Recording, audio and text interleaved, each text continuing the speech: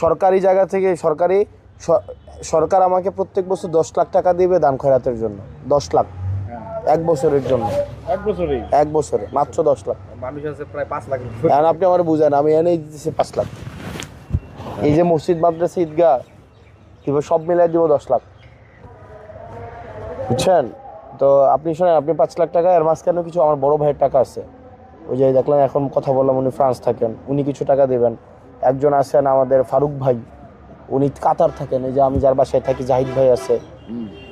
জাহিদ ভাই চেনেন না? জাহিদ ভাই চেনেন না? ওই জাহিদ ভাই কিছু টাকা দেবে। আমার বন্ধু শুভ আছে, কিছু টাকা দিবে। তো এরকম কিছু কিছু টাকা নিয়ে 5 লাখ টাকা হবে আর কি।